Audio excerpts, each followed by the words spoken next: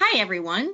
This is Danielle White, VP of Global Customer Engagement for Collaborative Solutions, and welcome to Ask the Expert series. Today, we're focusing on time tracking, absence, and payroll considerations in response to COVID-19. A little bit safe harbor, the information discussed is going to be based on best practices at Collaborative Solutions and based on the information we have to date on rules and regulations. As the nature of the pandemic, we're having a lot of changes on a daily basis. So just a reminder that we want to make sure that you're paying attention to your state, local, and federal regulations that apply to you and your industry as well.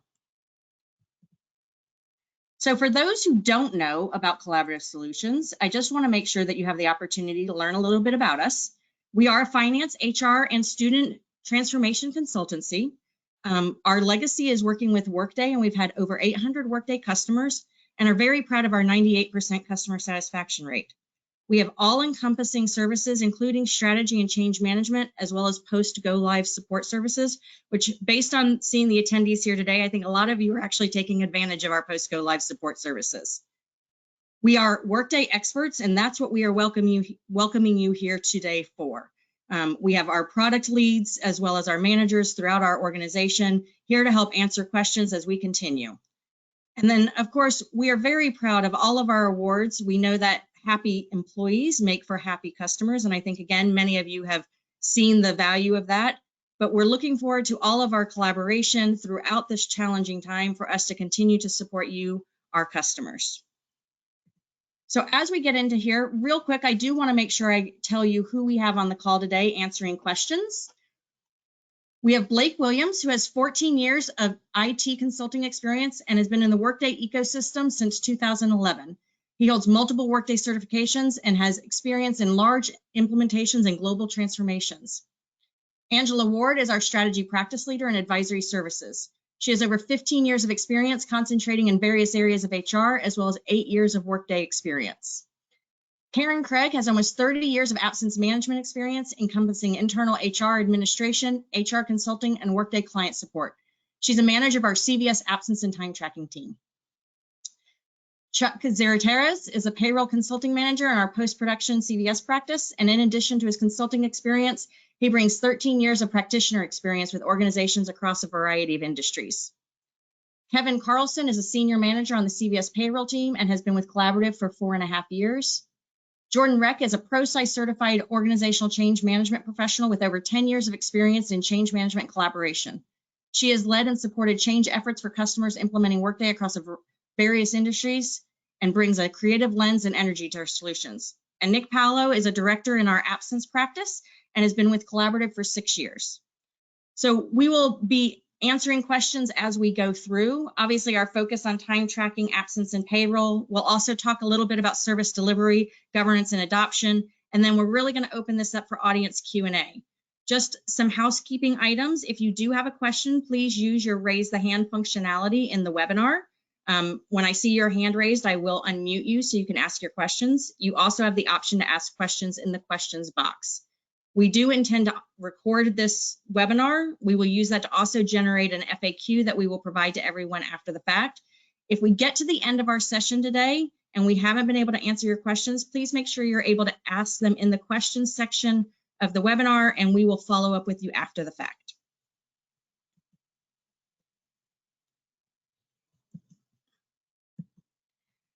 So some of the considerations that we've seen already is obviously starting with HR 6201, the paid leave for employees unable to work on-site or remotely. And the reasons include personal illness, caregiving, as well as the need to care for children under the age of 18 because of childcare or school closure by public health emergency.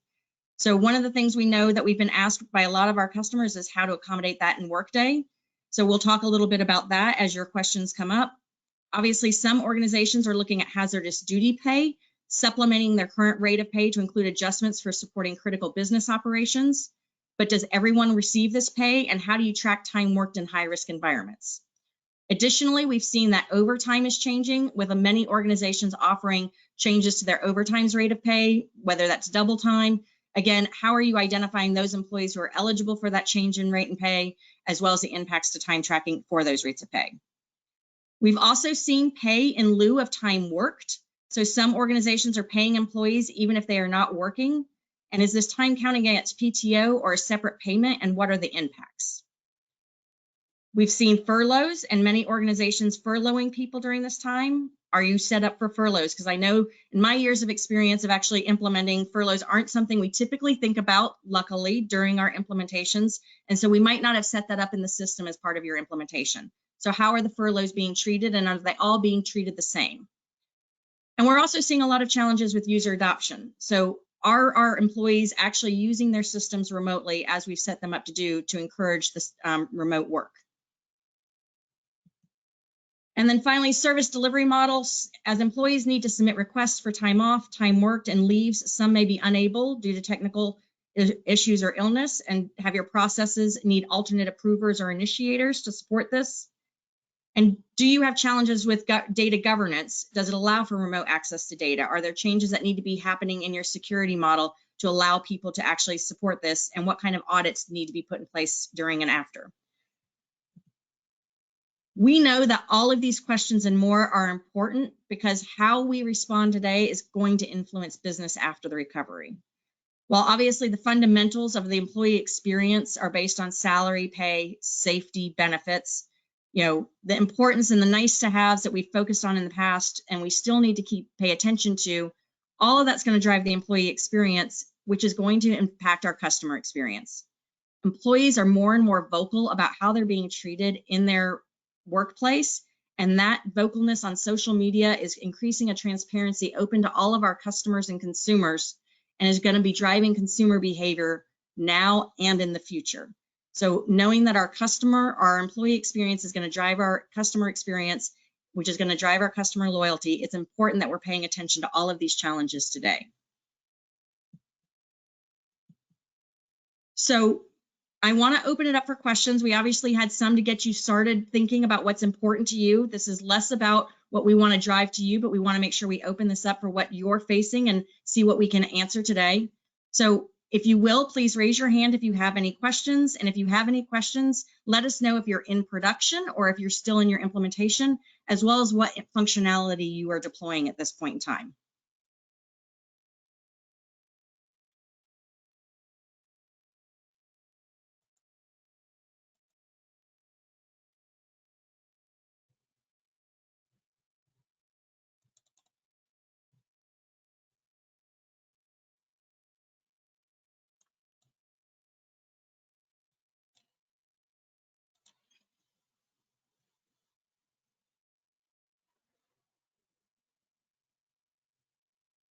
Do we have any questions?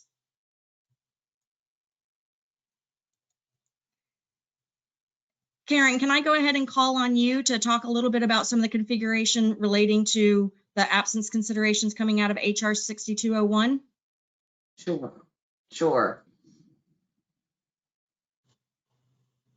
Hi, this is Karen Craig. I'll just give you guys information on what we've seen over the past 2 to 3 weeks with the FFCRA coming down, and what some of the clients are worried about and currently working on getting kind of urgent configuration updates made for their population. So as you know, the new leave rule has come out that requires employers with 500 or less employees to provide certain types of time off and leave to their employees based on COVID-19 reasons.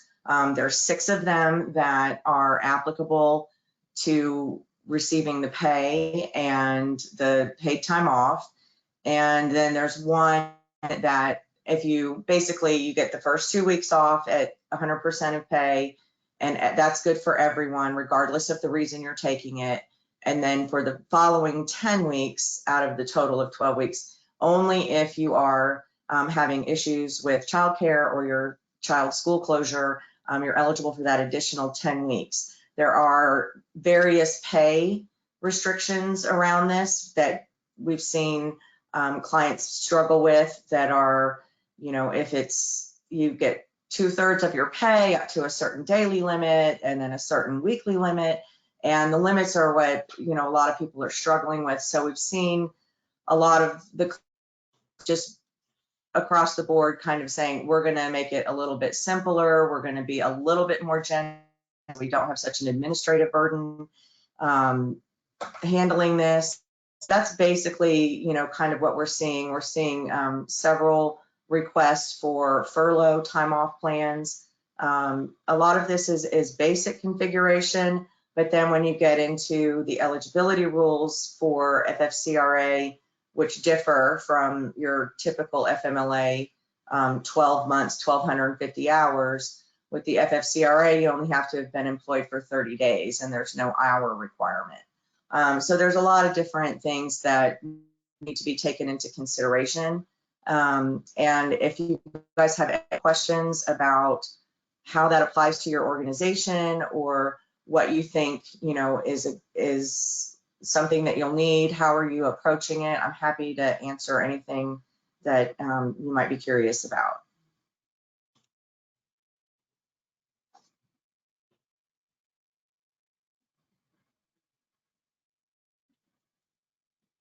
I am no not question. seeing any questions yet. I have one question. Hi, I have Kim Pardue. Hi, this is Kim Pardue, excuse me, Kim Pardue, and I'm calling from Goodwill, Central and Southern Indiana. And we are currently in production. We use HRIS, Payroll, Learning, Performance, and we've been on Workday since 2013. We are not currently using Workday time tracking. We are feeding our payroll data in through an integration and processing payroll that way. We have not, to this point, utilized the absence module, but we have most recently turned that on in order to be able to put employees on furlough. So my question today is, we'll have employees that are going to be on furlough that are exempt employees. My question is, how do I set it up so that when we generate that pay count for the exempt group, that it does not generate a salary?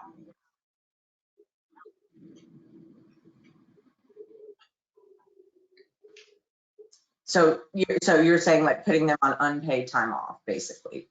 Correct.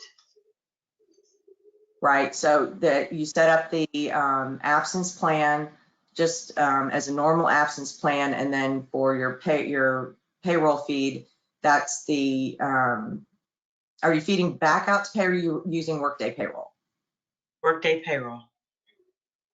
Workday Payroll. Okay. So the payroll setup for that earning can be set to unpaid, so that would not generate any pay. So on that pay component, which we have set right now is salary, and that's what we use to generate that salary pay. Where do we set that so it does not generate? So is the Kevin, you want to? yeah. Hey guys. So is the salary code, is that generating automatically, or did you say that's coming from payroll input? It's generated automatically, and we also do import exception time coming from our time system. So if an employee has 40 hours of PTO, it will bring over those 40 hours in the file, and then it will subtract those 40 hours from their salary and replace it with the PTO. Therefore, they'll have 40 hours of salary and then 40 hours of PTO. Okay. Yeah, from a salary code perspective, once you create that leave type, you want to make sure that it has a payroll effect checkbox on there. And then when you do that, you're going to basically have to modify your run category on the inactive tab, add that leave type. And, you know, you're just going to want to make sure not to put your salary code on there. Because really, once you have that payroll effect checkbox, you're only controlling what to pay via the run category. So as long as you're not including salary on there, it's not going to generate that for you. Okay, and what you were describing, we have tested that, and nothing's working. So I modified, as you said, modified the run category on the inactive tab. Salary, the salary pay component is not included on that tab. Correct. Yeah, I would.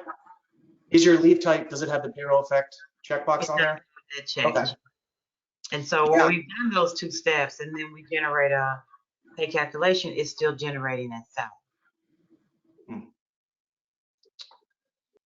Yeah. There seems like a missing step somewhere. Mhm. Hey there, this is Chuck as well.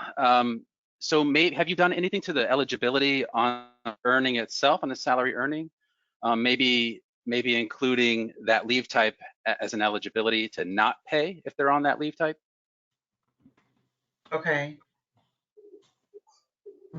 On the pay component. Yes, on the pay component itself.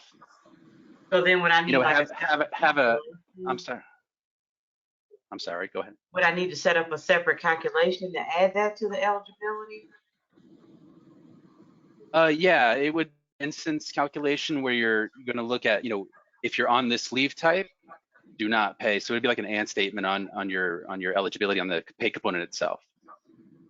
Okay, and what's an example of a do not pay? Like once I build that calculation and I say if on this leave, then is there a do not pay option, or do I need to create some other calculation for that?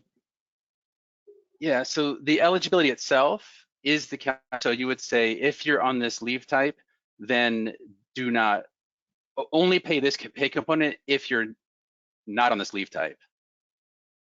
It's an eligibility blocking salary if they're on that leave type.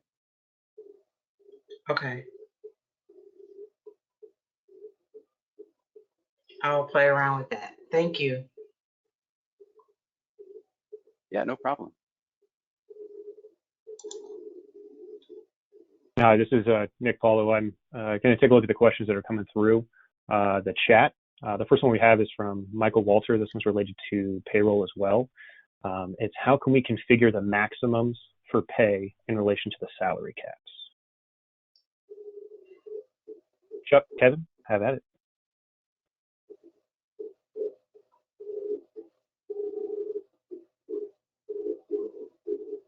Yep. So there is, based off of the the Family First Coronavirus Response Act, there are those 3 different pay calc requirements, and we've actually run into that a couple times here with some customers as well. And there's some delivered functionality too on Workday that you can use as a reference. But yeah, Chuck, I think you configured this yesterday, so you want to chime in with your experience?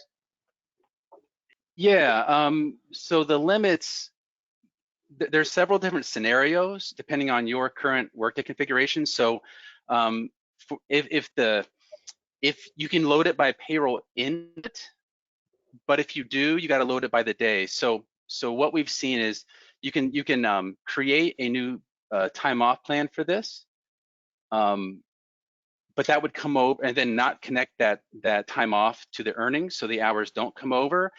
And so you're basically using the time off plan to track the hours, but then you would load the hours by the day as payroll input.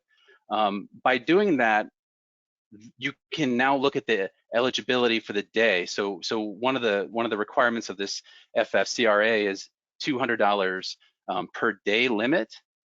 So that's one way to do it, is to load payroll input by each day.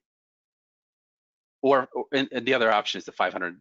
There's 2 limits. There's the $200 per day and $511 per day, depending on what scenario they fall in. So that's one way to do it. The other way that we've done it is if you are using the time off plan, you cannot do it by day. You have to deduce the hourly rate and control it. So for example, if you're taking 8 hours of leave in a day, you can take $200 say 8 hours, and that equates to $25 an hour. And then you can build calculations that look at the employee's comp rate versus the $25 per hour, and then pay the appropriate amount. So there's the day limits, and there's also the weekly limits of $1,000 a week. If you're weekly, for example, you can put those limits on the pay component itself as well.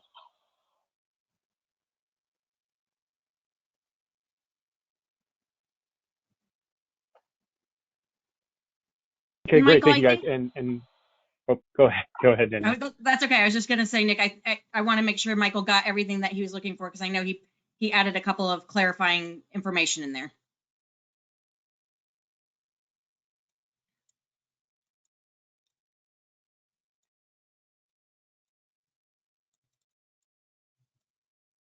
Michael, we should have then unmuted you, so you should be able to talk. Yes. I'm seeing a comment that he was unable to hear. Michael, you show is unmuted. Did we get all of your questions? I heard, I think Chuck was just about to answer my question when I was unmuted, but I think he became muted. I can no longer hear him. Okay, could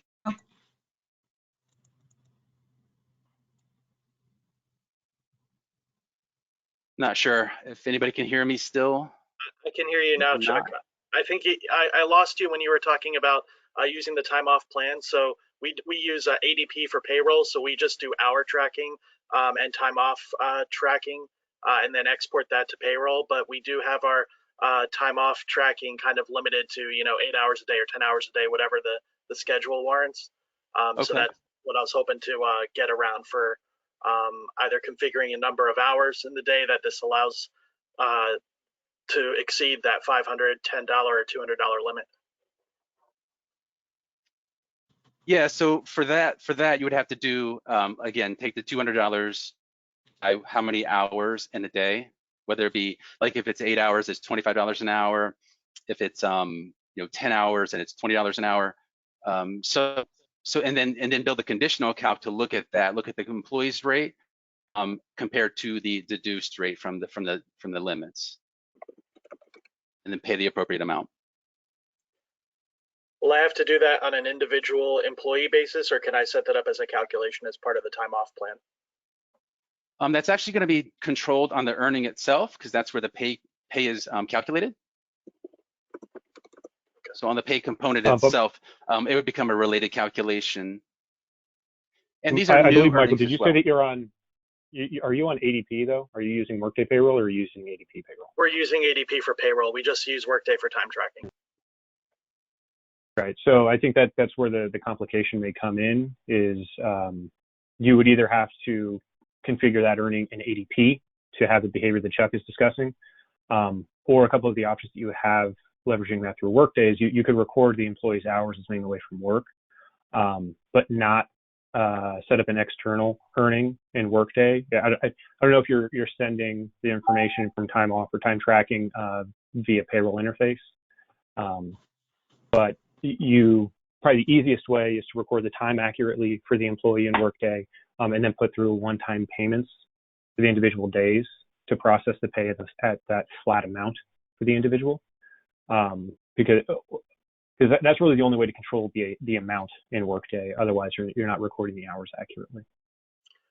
So in Workday, if $510 comes out to 4 hours, let's say, I should record 4 hours against that code, and then the rest of the 4 hours for regular pay for that day. Is that what you're suggesting? Well, are you trying to only pay the employees that limited amount, or are you trying to pay them their full pay?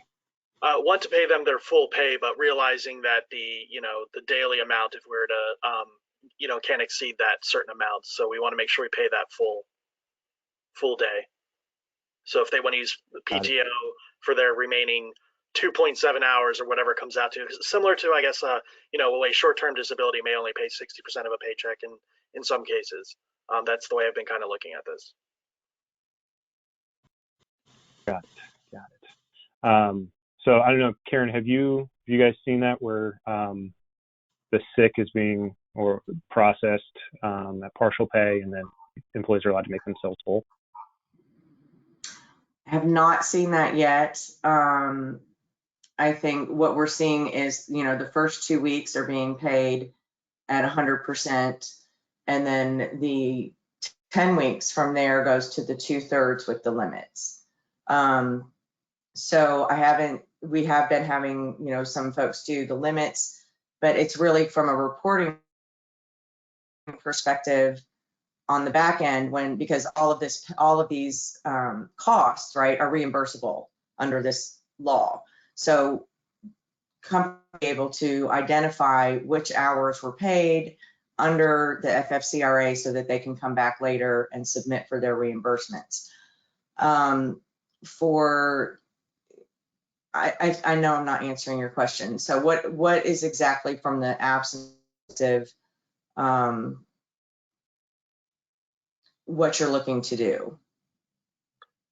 Yeah, so if we have an employee who, like I said, say maxes out that $510 earning at 4 hours, let's say, we want them to then use PTO for the remaining 4 hours so that they have 8 hours in that day.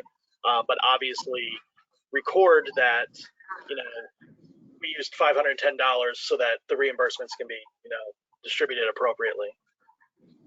Right. So you're basically looking at it, like you said earlier, like a top off with the like short-term disability. Okay. So that is definitely a consideration. You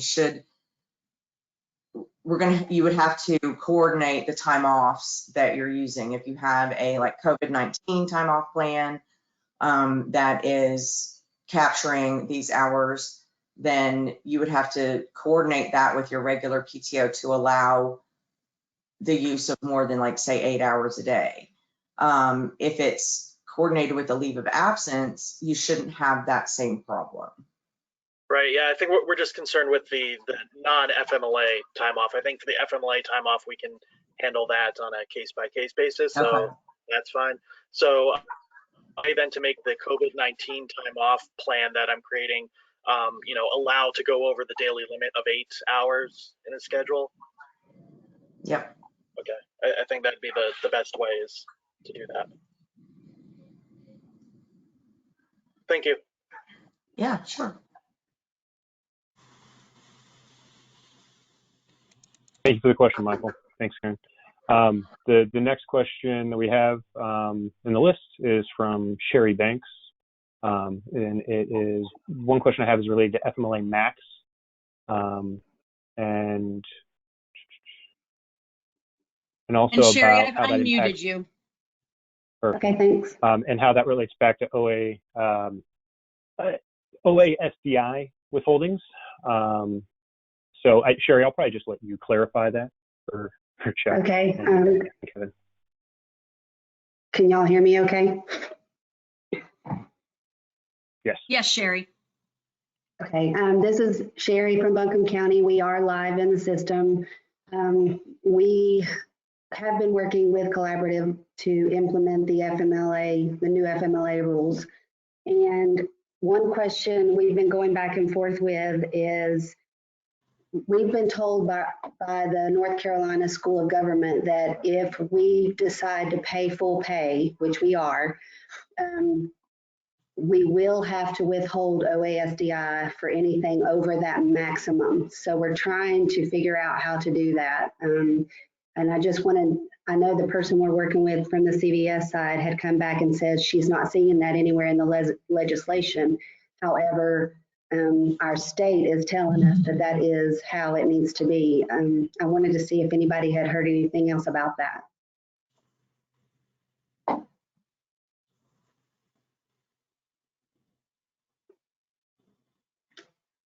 Hey there, this is Chuck again. I haven't. That's sort of a tricky one. That I know that we're actively working that ticket. I'm not sure if Kevin has any other additional details on that, but we have seen that and we have been thinking through that because you're right. It's not in the legislation, but you can't always go above and beyond. So, Kevin, I don't know if you have any extra details on that. Yeah, that's a tricky one, Sherry. I don't know if it may require those caps, because that's really the only way to control the taxation on, that is to have that pay component group that the Workday is going to release on Monday for the Social Security piece. So you can't really control it. You can't have it go both ways. You can't have Social Security taxed on a certain amount on earning code, basically all or nothing. So it may require, multiple codes. Up into the limit on one code, which would have that Social Security tax exemption, and then the second code, maybe the excess, which would then be taxed the appropriate way. That was my initial thoughts this morning when I was taking a look at that. Yeah, I agree. I mean, if I could think out loud a little bit, I was thinking of multiple codes, and then, you know, once it reaches the max on the say the COVID sick earning code, if you want to create something like that, once it reaches the max there, then hand over to another code. We have done solutions like that in the past. So that may be an option. Again, I'm thinking out loud, but I enjoy these kind of challenges. So we're actively doing that one. Okay, thank you. More to come, I guess. Yes. I Absolutely. have another question. Can I go ahead and ask that since I'm unmuted? Sure, Sherry. Along the lines still with the FMLA, the way we worked it out is we actually allotted every regular employee, the total 480 hours, 80 hours for the first 2 weeks, and then the additional 400 hours for the 10 weeks for childcare. We have the balances hidden so no employee can see the balances. We also have the time off code unavailable unless they are on FMLA. So we are requesting each employee, if they get sick or if they need it for childcare, they have to go through HR and be put on FMLA. Once they're put on FMLA, they do see the codes on their time card, which is awesome. The only issue we're running into is we do have some employees already on FMLA who have already used their 12-week FMLA allowed amount in a 12-month period. So they are actually not eligible for this new FMLA, but they're seeing it on their time card. So this morning we were brainstorming, and the only thing we can come up with is possibly zeroing out their new balance that we just added for everybody. And then we also thought maybe everybody that's already on leave, maybe we zero out all of their balances. And then if they request it, then we have to do a manual adjustment to add it back. Is that the best solution? This is Karen. I don't know that there is a best solution yet. I think that's a solution. I think that what we're seeing is people setting up a completely separate COVID-19, FFCRA leave of absence and running those kind of parallel and doing the account of the hours at a later date, mainly because of the reason you just stated. When you have someone that is currently on leave or has maybe recently returned from maternity leave, for example, and has used all of their time, they're not necessarily, they might be eligible to leave, but they don't have any hours left in their bucket. So I think that we're seeing mainly that those are kind of more of the one-off cases. And so we're taking that as an accounting at the end of when you're doing it kind of on a case-by-case basis. But I think that that's a good solution that you've come up with. Okay, thank you. And Sherry, real quick, we have a couple of clients we're working with who are actively implementing, and the way that they are choosing to go forward with this is to coordinate the COVID leave with their existing FMLA leave. So then that way, once you add the existing FMLA leaves as an additional leave type on the COVID leave, then those existing FMLA requests will reduce from the COVID available entitlement. So then that way you are getting that interaction between the two, but you do have this separate way of tracking it. So you're saying have an actual separate, when HR would put these people on leave, they would go into not the usual one we're using, but a new one? Correct. Yes. Okay, Karen, I know I've talked with you a little bit when we first started this. Would that be hard to change it now that we've already got this in production with just a time off plan and time off codes, and we did not set it up as a separate FMLA? Do you have anyone on it yet? If we do, there may be only 1 or 2 people so far. So it wouldn't be too difficult. I mean, it's going to get harder the more that people are using it to, have to make that change. Okay. And the other thing I think I wanted to point out to everybody is the guidance that came out from the Department of Labor last Friday or Saturday on a lot of concern over whether employees can use all of this time intermittently. And the answer is yes, they can. So this is not necessarily, you have to continuous leave all the time. You have to take into consideration that people can be using this intermittently and set up your plan to accommodate that requirement. Okay. I will talk with Shireen through the ticket then and just say we may want to consider this and see what we need to do. Okay. Thank you. Thank you, Sherry. Next question we have coming through is from Zach Roberts. And it's, am I understanding that furlough should be set up the same way that any other unpaid leave is set up? Are there any additional things that we should, I just lost it, be thinking about when setting this up? And so, Karen, this one's for us again. But from what I'm seeing, I don't see any other additional considerations. I don't know, Karen, if you're seeing anything else. The only thing that I've seen pop up in the last couple days, and this might be for HCM as well, is we have some requests for, if you're putting someone out on a furlough, they're not wanting to have those employees in their accounts on certain reports moving forward. So I don't know if that's more of a status in Workday, if there's an option for that versus putting them out on an unpaid leave, or it's just going to be having to update your reporting to exclude that group. But typically we're seeing it set up as a typical unpaid time off plan because companies are making different decisions on whether they're going to continue to pay full benefits or partial benefits during the furlough time, and they want to be able to easily bring them back when this is over. And Zach, I've unmuted you if you have further clarifying questions. And I guess one thing I would jump in, just an additional consideration, is so it would be an opportunity where you would possibly use the inactivate flag on a leave. We rarely use that, usually only for a long-term disability. But if you do want the employee removed from headcount, you do want them to stop pretty much slowing down almost every downstream integration. It's a very powerful effect, but it would be a possible reason to use it. And that would differ from just the standard unpaid leave.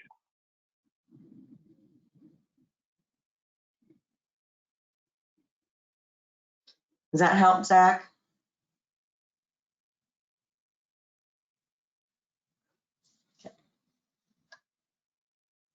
Nope, Zach, we can't hear you. There we go. Hi, this is actually Melissa Wilson. I am using someone else's link because I couldn't get mine to work. Yes, that helps. I think that clarifies my question. Thank you. Great. Excellent. All right, then going over to the next question then. This is from Letitia Chirino. For businesses of over 500 plus employees, for FMLA 10-day paid leave, is your best practice to create a new time off plan and earning and use it as a payroll input? So Letitia, I think maybe if you could clarify that a little bit for us, I think would be helpful. Hold on And just I a guess the second, reason I try would to ask get for- her unmuted. No problem. So the reason I'm asking for clarification is for businesses of over 500 employees, technically you do not have to abide by any of this. So you can, but you are not bound by the new law. So can you hear me? Yes. Thank you for unmuting. So my company has decided to use the FMLA 10-day paid leave. And I'm just trying to make the best tenant choice possible in order to do that without necessarily using a person's FMLA hours that they have, towards them, for them. And I also don't want to rework my entire tenant in order to provide this. So basically, we've been given a couple of options, and I just wondered if you could provide what you think your best practice would be, was to just to create a new time off plan and just use that as an input, or create a whole new leave type and connect it to payroll, etc.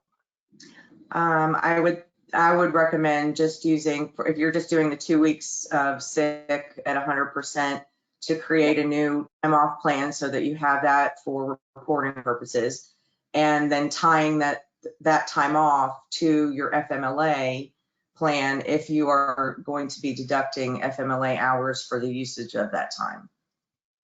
Okay. Does that make sense? Yes, ma'am. Okay, good. Thank you. And Letitia, it looks like you had another question about FICA deferments. Can you just state that for our payroll team? Yes. So my CFO immediately asked us what we can do from a system perspective to defer the FICA.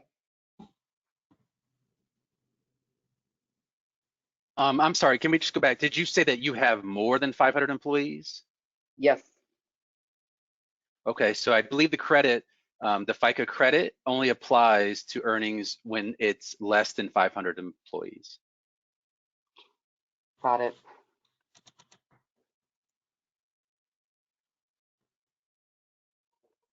Okay.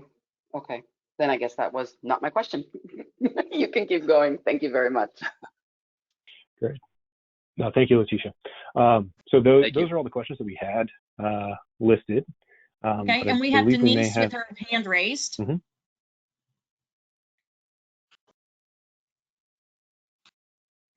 Denise, do you want to ask your question? I'm all set now, thank you. Okay.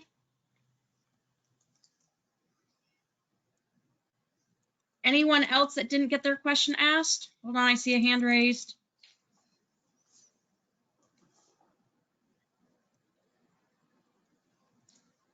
Seems that we're good.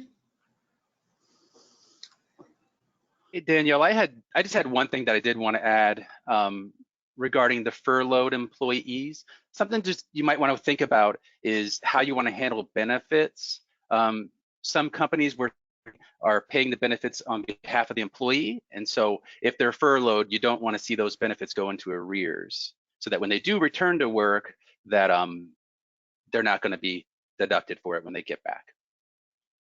And there again, the solution for that is, if you're using Workday Payroll, configure that on the run category to not take benefits while on leave. Just wanted to throw that out there for everyone. Yeah. Thanks, Chuck. I appreciate it. Good call out. I do see a question from David Price. David? No, the button was hit by accident. I don't have a Okay. question. Thank you, though. All right. It's all right. Well, everyone, we've come right up on our 45 minutes. I really hope that you found value in us opening up this forum for everyone. We will be having these weekly over the next several weeks to answer your questions. So next week, we'll be talking about core HR and recruiting. So if you have questions in those areas, please make sure you're able to join us for that as well. As a reminder, we will be sending out FAQs. And if you have any questions that are specific to your agreement with Collaborative, if you're a current post-production support customer or an in implementation, or if you're a prospect and actually still dealing with your salespeople, please make sure you reach out and we will be more than happy to follow up with you on any further questions you have.